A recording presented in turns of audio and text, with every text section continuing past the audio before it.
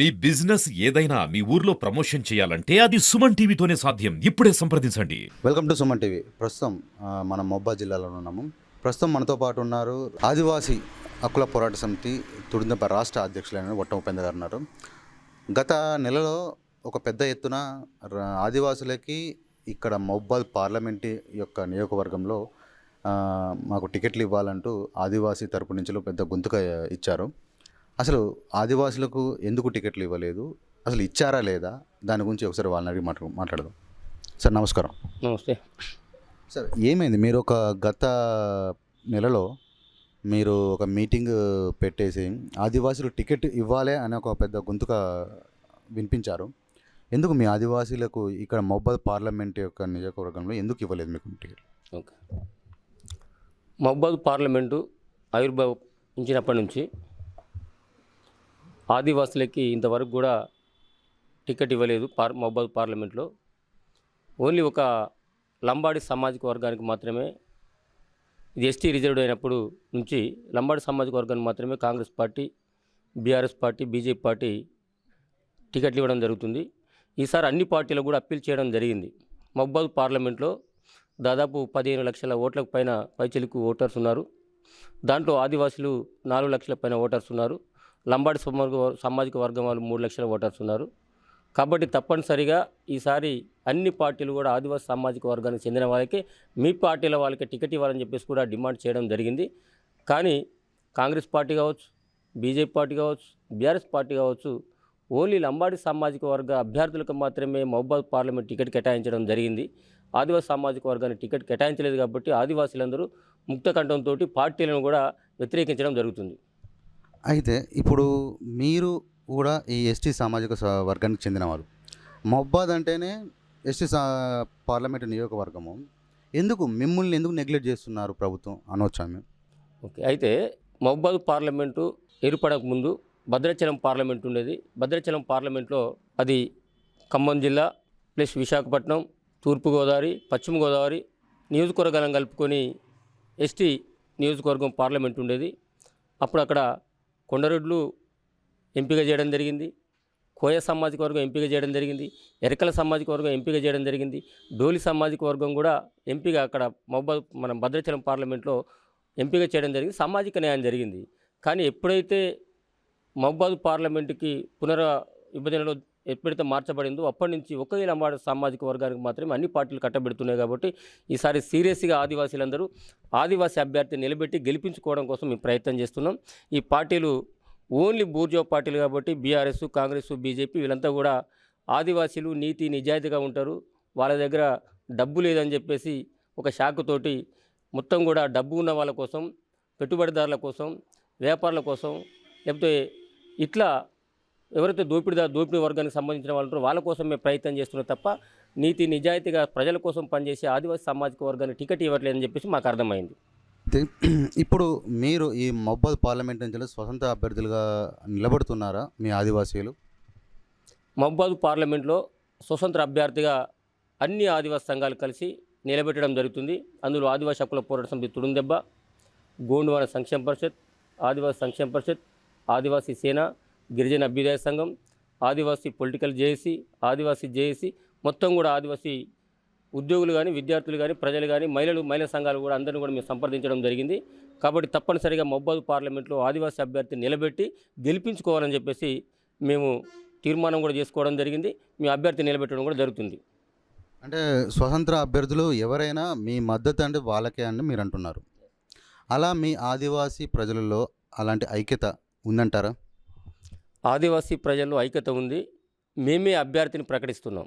మేమే మహబూబాబాద్ పార్లమెంట్లో గిరిజన అభ్యుదయ సంఘం వ్యవస్థాపక అధ్యక్షులు, గతంలో బోర్గంపాడు ఎమ్మెల్యేగా పనిచేశాడు, ఖమ్మం జిల్లా జడ్పీ చైర్మన్గా పనిచేసిన సంద లింగేదొర గారిని మహబూబాబాద్ పార్లమెంట్లో నిలబెట్టాలని చెప్పేసి మేము అన్ని సంఘాలు తీర్మానం చేయడం జరిగింది. ఆయన కాంగ్రెస్ పార్టీలో కీలక మెంబర్. కానీ కాంగ్రెస్ పార్టీకి రాజీనామా చేసి జాతి కోసం, జాతి ప్రజల కోసం, జాతి అస్తిత్వం కోసం వచ్చింది. కాబట్టి ఆయన తప్పనిసరిగా గెలిపించుకోవాలని చెప్పేసి గ్రామాన కార్యక్రమాలు కొనసాగిస్తున్నాం. తప్పనిసరిగా గెలుస్తాం. ఇప్పుడు మహబూబాబాద్ పార్లమెంట్లో 15 లక్షలకు పైన ఉన్న బీసీల ఓట్లున్నాయి, ఎస్సీల ఓట్లున్నాయి, ఎస్టీల ఓట్లున్నాయి, ఆదివాసుల ఓట్లు ఉన్నాయి, ఇంకా అన్ని సామాజిక మైనార్టీల ఓట్లు కూడా ఉన్నాయి. కాబట్టి అన్ని సామాజిక వర్గాలు మీకు కలవడం జరుగుతుంది. ఇంకా చిన్నప్పటి సిపిఎం కావచ్చు, సిపిఐ కావచ్చు, న్యూ డెమోక్రసీ కావచ్చు, ఇంకా ప్రజా పార్టీ కావచ్చు, బిఎంపీ పార్టీ కావచ్చు, ఇట్లా అన్ని పార్టీలని, అన్ని కుల సంఘాలని, ప్రజా సంఘాలను కూడా కలిసి మహబూబాద్ పార్లమెంట్లో మేము గెలిపించుకోవడానికి సిద్ధంగా ఉన్నాం. సార్, మహబూబాద్ పార్లమెంటు నియోజకవర్గంలో 7 నియోజకవర్గాలు ఉన్నాయి, అసెంబ్లీ నియోజకవర్గాలు ఉన్నాయి. ఈ 7 నియోజకవర్గాలలో మీ ప్రాబల్యము మరియు మీ ఉనికి ఎక్కడ ఉంది? మహబూబాద్ పార్లమెంటు నియోజకవర్గ పరిధిలో 7 అసెంబ్లీ నియోజకవర్గాలు ఉన్నాయి.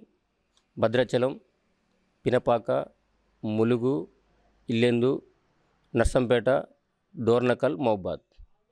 ఆదివాసీలు ఎక్కువ ఓటర్సు జనాభా కలిగిన ప్రాంతం మొత్తం కూడా ములుగులో ఉంది. మా ఓటర్స్ ఎక్కువ. పినపాక ఉన్నారు, భద్రాచలం ఉన్నారు, ప్లస్ ఇల్లెందులో ఉన్నారు. ఓన్లీ నర్సంపేటలో కూడా మా ప్రాబల్యం ఉంది. అదేవిధంగా మహబూబాద్లో కూడా మా ఓటర్స్ ఉన్నారు.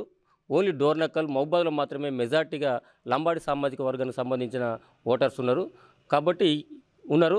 అదేవిధంగా భద్రాచలం ఎమ్మెల్యే ఆదివాసీ, పినపాక ఎమ్మెల్యే ఆదివాసీ, ములుగు ఎమ్మెల్యే ఆదివాసీ, ఇల్లెందు ఎమ్మెల్యే ఆదివాసీ. ఒక జనరల్ మాత్రమే నర్సంపేట, ఒక డోర్నకల్, మహబూబాద్ మాత్రమే లంబాడి సామాజిక వర్గం, 2 మాత్రమే లంబాడి సామాజిక వర్గ ఎమ్మెల్యేలు ఉన్నారు. 4 ఆదివాసీ సామాజిక వర్గానికి సంబంధించిన ఎమ్మెల్యేలు. కాబట్టి ఇంత ప్రాబల్యం ఉన్నా, ఇంత మా ఆదివాసీ ఓటర్స్ ఉన్నా కూడా ఈ వివిధ పార్టీలు, కాంగ్రెస్, బీజేపీ, బీఆర్ఎస్ పార్టీలు గుర్తించట్లేదు. కాబట్టి వాళ్ళకి బుద్ధి చెప్పాలంటే తప్పనిసరిగా మనం పోటీలో ఉండాలి, గెలవాలనేది మేము ఒక దీక్షతోటి కార్యక్రమాలు కొనసాగిస్తున్నాం. తప్పనిసరిగా ఆదివాసులు ఇండిపెండెంట్గా పెట్టుకున్న అభ్యర్థి సందలింగే ధోరణి గెలిపించుకొని పార్లమెంటు పంపడానికి ఆదివాసులందరూ కూడా సిద్ధపడడం జరిగింది. అందరూ కూడా తీర్మానాలు కూడా చేసుకోవడం జరిగింది. 7 నియోజకవర్గాలలో మీది 5, 6 ఆదివాసీ నియోజకవర్గాలు ఉన్నాయి. బట్ మీరు అన్నట్టుగా ములుగు సీతక్క గారు ఆదివాసే, పినపాక వెంకటేశ్వర్లు గారు ఆదివాసే, భద్రాచలం వచ్చేసరి డాక్టర్ వెంకట్రావు గారు ఆదివాసే. కానీ భద్రాచలం వచ్చేసరికి టీఆర్ఎస్, ఒక పార్టీ పరంగా చూద్దాం, టీఆర్ఎస్ ఉంది. పినపాక వచ్చేసరికి కాంగ్రెస్, ములుగు వచ్చేసరికి కాంగ్రెస్ ఉంది. ఇప్పుడు ఇక్కడ ఇల్లందు కాంగ్రెస్ ఉంది, కనకయ్య గారు. మహబూబాద్కు వచ్చేసరికి ఇక్కడ కాంగ్రెస్ ఉంది, డోర్నకల్ కాంగ్రెస్ ఉంది. ఈ కాంగ్రెస్ ఉన్న ఊపులో మీరు ఎట్లా గెలుస్తారు? ఎస్, అన్ని నియోజకవర్గాలు దాదాపు మహబూబాద్ పార్లమెంట్లో గెలుపు బీఆర్ఎస్ భద్రాచలం మాత్రమే గెలిచినప్పటికీ ఆ భద్రాచలం నియోజకవర్గాలు కూడా ఆదివాసీ ఓటర్స్ ఉన్నారు. తటిమ్మ నియోజకవర్గాలు మొత్తం, అది పినపాక కావచ్చు, భద్రాచలం కావచ్చు, మన ఇల్లెందు కావచ్చు, నర్సంపేట కావచ్చు, ప్లస్ డోర్నకల్ కావచ్చు, మహబూబాద్ కావచ్చు, మొత్తం కూడా కాంగ్రెస్ పార్టీ గెలిచినప్పటికైనా ఆదివాసీ ఓటర్స్ ఎక్కువ ఉన్నారు. కాబట్టి కాంగ్రెస్ పార్టీ, ఎందుకంటే గతంలో బీఆర్ఎస్ పార్టీ మీద ఉన్న వ్యతిరేకతతోటి ఆదివాసులందరూ కూడా మన కాంగ్రెస్ పార్టీని గెలిపించుకోవాలని చెప్పేసి గెలుచుకోవడం జరిగింది. గతంలో కూడా కాంగ్రెస్ పార్టీ బీఆర్ఎస్ అధికారంలో ఉన్నప్పుడు గత ఎన్నికల్లో కూడా మొత్తం ఆదిలాబాద్ నుంచి భద్రాద్రి కొత్తగూడెం వరకు 10 నియోజకవర్గాల్లో మొత్తం కాంగ్రెస్ని గెలిపించింది ఆదివాసీ ప్రాంతమే. ఈసారి కూడా ప్రభుత్వం అధికారం రావడానికి ఆదిలాబాద్ నుంచి భద్రాద్రి కొత్తగూడెం వరకు కూడా మొత్తం కూడా కాంగ్రెస్కి గెలిపించింది ఆదివాసీ ప్రాంతమే. ఈ ఆదివాసులు గెలిపించి కాంగ్రెస్ లాస్ట్కి జీవమరణ సమయంలో ఉన్నప్పుడు కూడా ఆదివాసులే కాంగ్రెస్ పార్టీకి ప్రాణం పోసిండు. ఇప్పుడు కూడా ప్రభుత్వంలో ఒక అధికారం రావడానికి కూడా ఆదివాసులే ప్రాణం పోసిండు. ఆ విషయాన్ని కాంగ్రెస్ పార్టీ గుర్తించుకోలేదు. అది ఆత్మపరిశీలన చేసుకోవాల్సిన బాధ్యత ఉన్నది. కానీ గుర్తించుకోకుండా ఆదివాసుల్ని విస్మరించి మొత్తం కూడా లంబాడి సామాజిక వర్గానికి కేటాయించడానికి ఆదివాసులందరూ కూడా ఒకటం కావడం జరిగింది. తప్పనిసరిగా కాంగ్రెస్ పార్టీని ఓడగొట్టడానికి మహబూబాద్ పార్లమెంట్లో ఆదివాసులు సిద్ధంగా ఉన్నారు. అది సందలింగే గారిని గెలిపించుకోవడానికి విశ్వరూపం ప్రయత్నం చేస్తున్నారు. అది ఆదివాసుల అస్తిత్వం కోసం పోరాటం చేస్తున్నారు. వారు కాంగ్రెస్ పార్టీలో ఉండని, బీజేపీ పార్టీలో ఉండని, బీఆర్ఎస్ పార్టీలో ఉండని, ఏ పార్టీలో ఆదివాసులు ఉన్నా ఓటు మాత్రం సందలింగే గారికే పడుతుంది. కాబట్టి సందలింగే ద్వారా ఈ మహబూబాద్ పార్లమెంట్లో ఎంపీగా మేము ఢిల్లీకి పంపడానికి సిద్ధంగా ఉన్నాం, పార్లమెంట్కి పంపడానికి సిద్ధంగా ఉన్నాం. ఇప్పుడున్నటువంటి రాజకీయ పరిస్థితులలో కొన్ని రాజకీయ పార్టీలు కావచ్చు, కొంత ప్రలోభ పెట్టి, కొంత డబ్బు ఏదైనా చూపించేసి మీ యొక్క అభ్యర్థులని మాయమాటలతో లొంగ తీసుకుంటే, ప్రలోభ పెడితే మీరు విత్డ్రా చేసుకునే అవకాశం ఏమైనా ఉందా? మేము అన్ని ఆదివాసీ సంఘాలు సందలింగ దొరగారిని అభ్యర్థిగా ప్రకటించడం జరిగింది. ఎన్ని ప్రభావాలకు గురి చేసినా, ఏ పార్టీలు గురి చేసినా ఆయన విత్డ్రా కాడు, ఆయన ప్రలోభాలు గురికాడు అనేది మీ విశ్వాసంతో నమ్ముతున్నాం. ఎందుకంటే ఇప్పుడు ప్రస్తుతం అధికార పార్టీ కాంగ్రెస్ పార్టీలో ఉన్న సందలింగే ద్వారా కాంగ్రెస్ పార్టీకి రాజీనామా చేసిండు అంటే ఒకసారి మనం అర్థం చేసుకోవాలి. అదేవిధంగా పినపాక నియోజకవర్గం సిరిమల్లెలో సమ్మక్క గుడికాడ ప్రమాణం కూడా చేయడం జరిగింది. నా చివరి రక్తపు బొట్టు వరకు నేను జాతి కోసమే పనిచేస్తా, జాతిలోనే మరణిస్తా, జాతి అస్తిత్వం కోసం పనిచేస్తా అని చెప్పేసి కాంగ్రెస్ పార్టీకి రాజీనామా చేస్తూ సమ్మక్క గుడికాడ ప్రమాణ స్వీకారం కూడా చేయడం జరిగింది. కాబట్టి అట్లాంటి ప్రలోభాలు ఎవరు పెట్టినా ఆయన ప్రలోభాలకి తలగొడ అనేది మీ విశ్వాసం నమ్ముతున్నాం. ఆయన అభ్యర్థిగా మేము ప్రకటించడం జరుగుతుంది. అట్లాంటివి జరగవు. ఓకే అండి. ఈ ఆదివాసీ సామాజిక వర్గం నుంచి ఇంకా చాలా స్వతంత్ర అభ్యర్థులు వస్తున్నారు. వారి గురించి మీ మాట చెప్పండి. మేము అన్ని సంఘాలుగా సందలింగ ధోరణి ఎందుకు ఎంచుకోవడం జరిగిందంటే, ఆదివాసీల్లో మొదటి విద్యావంతుడు సందలింగయ్య. ఉస్మాన్ యూనివర్సిటీలో అప్పుడే MA చేసిండు. 86లో ఇందిరాగాంధీ హయాంలోనే ఆయన బోర్గంపాడు నియోజకవర్గ ఎమ్మెల్యేగా పనిచేసిండు. ఉమ్మడి ఖమ్మం జిల్లాలో చైర్మన్గా పనిచేసిండు. అందరికీ సుపరిచితుడు. ఆదివాసీల కోసం 1972లోనే గిరిజన అభ్యుదయ సంఘాన్ని ప్రారంభించి జాతి హక్కుల కోసం, చట్టాల కోసం భారత రాజ్యాంగంలో 5వ షెడ్యూల్ని అమలు చేయాలని చెప్పేసి, ఆదివాసీల హక్కులు అమలు చేయాలని చెప్పేసి వివిధ కేంద్ర రాష్ట్ర ప్రభుత్వాలకి విన్నవించుకోవడం జరిగింది. కొన్ని సమస్యలు ఆదివాసులకి విద్యాపరంగా, ఉద్యోగపరంగా, సామాజికంగా అభివృద్ధి చెందాలని చెప్పేసి, ఐటీడీల ద్వారా కూడా అభివృద్ధి చేయాలని చెప్పేసి ఆయన అప్పుడే కోరడం జరిగింది. కాబట్టి అప్పటి నుంచి ఇప్పటి వరకు 1972 నుంచి ఇప్పటి వరకు ఆదివాసీ సమాజంలో ఆదివాసీ హక్కుల కోసమే పోరాటం చేస్తే, ఏ పార్టీలు ఉన్నా పోరాటం చేస్తున్నాడు. ఆదివాసీ సంఘాలు చైతన్యం చేస్తున్నాడు, వాళ్ళకి అవేర్నెస్ చేస్తున్నాడు. కాబట్టి తప్పనిసరిగా ఆయన గెలుపు ఆస్కారం ఉన్నది. కాబట్టి ఆయనను మీరు పెట్టడం జరుగుతుంది. ఇంకా చిన్న చిన్న సంఘాల నుంచి కావచ్చు, కొందరు అభ్యర్థులు రావచ్చు, వాళ్ళందరితో కూడా మాట్లాడుతాం. అందరినీ కూడా మనం ఒకరే అభ్యర్థిని పెట్టి నిలబెట్టుకోవాలని చెప్పేసి వాళ్ళందరినీ కూడా సంప్రదింపులు చేసి అందరినీ కూడా ఒకే గొడుగు మీద తీసుకొచ్చి ఒకే అభ్యర్థిని గెలిపించుకోవడం కోసం ప్రయత్నం చేయాలని మేము మాట్లాడడం కూడా జరుగుతుంది. అది చివరి వరకు నామినేషన్ వేసిన తర్వాత కూడా ఇంకా ఎవరన్నా తెలియకుండా కూడా వేస్తే కూడా వాళ్ళందరితో మాట్లాడి మేము అందరినీ కూడా ఒకే అభ్యర్థిని నిలబెట్టి సిద్ధంగా ఉంటాం.